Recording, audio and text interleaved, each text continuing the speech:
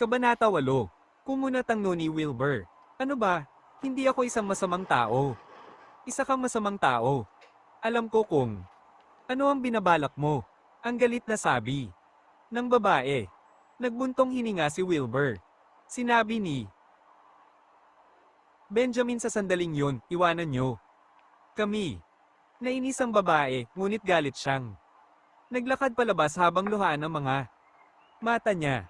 Lumingon si Benjamin para tumingin kay Wilbur. Yun ang apo ko, si Susie. Bata pa. Siya. Pakiusap, wag mo siyang pansinin.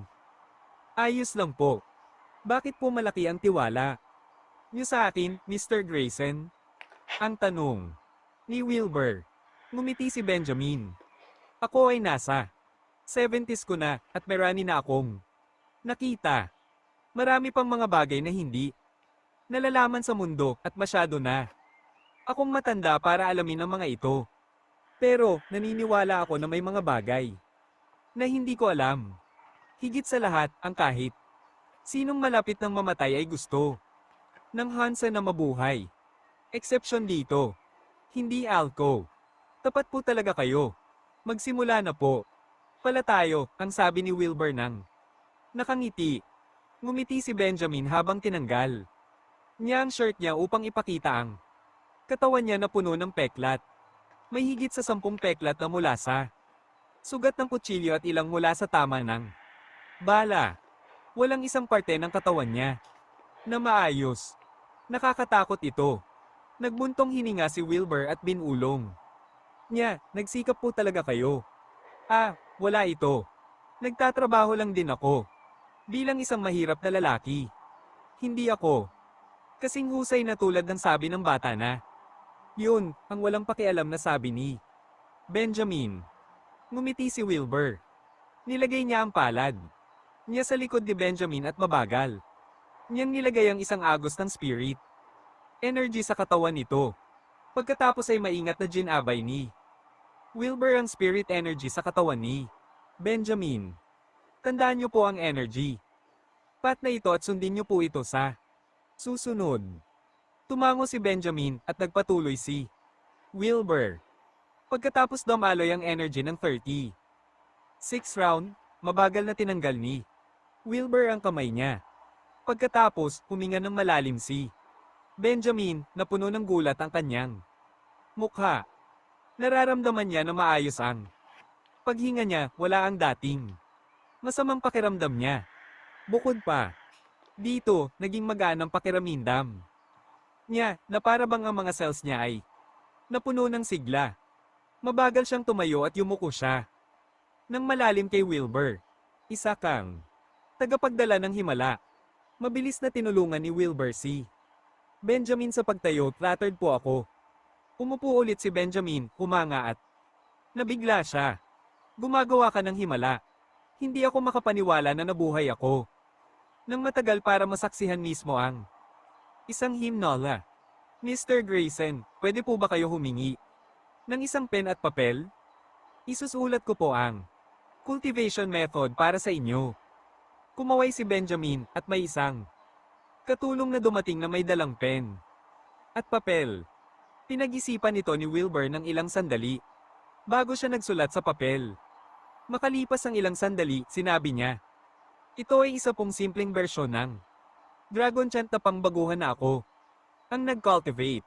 Sundin niyo po ito at hindi po tatalab ang lahat ng sakit sa inyo at mabubuhay kayo ng matagal. Maraming salamat, I-ho. Tumitig sa papel si Benjamin na para bang may nakita siya ng isang napakahalagang kayamanan. Pagkatapos, tumayo si Wilbur, mauuna. Napu pala ako.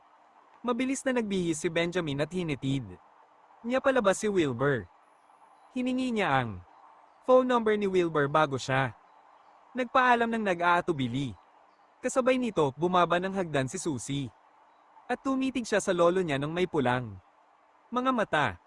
Hindi ito napansin ni Benjamin at sinabi niya, magpadala ka ng pinakamagandang tsaa at wine kay Wilbur sa house number 18. Tandaan mo, napasalamatan siya. Grandpa, naniniwala pa rin po ba kayo sa scammer na yun?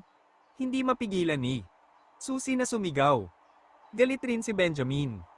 Hindi ko ba malalaman kung isang scammer siya?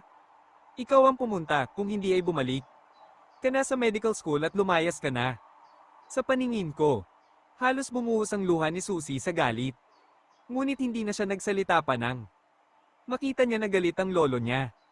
Ang tanging nagawa niya ay ang ipaghanda. Ang inutos sa kanya at inutusan niya ang mga katulong na dalhin ito sa kotse. Ang tsa at wine ay regalo mula sa mga magulang ni Susie at sa ilang tauhan ni Benjamin. Ito ay mga pambihirang kayamanan at mahirap itong makuha. May halaga ito na at least ilang $100,000. Halos hindi mapigilan ni Susie ang galit niya.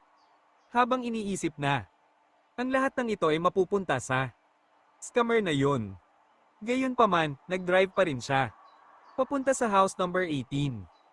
Hindi siya lumabas ng kotse. Sa halip, nilabas niya ang phone niya at tumawag siya. Makalipas ang ilang sandali, sinagot ang phone call at sinabi ni Susie, "Dad, umuwi na po kayo. Nawawala na po sa tamang pag-iisip si Grandpa." Anong nangyayari? Tumunog ang isang malalim na boses mula sa phone. Sinabi ni Susie, "Na-scam po si Grandpa." Ng isang lalaki na nagsasabi na kaya po siyang gamutin ito. Naniniwala po si Grandpa sa kanya at sinabi niya pa po sa akin na magpadala ng mga regalo sa lalaki. Makalipas ang ilang sandali nang katahimikan sa kabilang linya, sumagot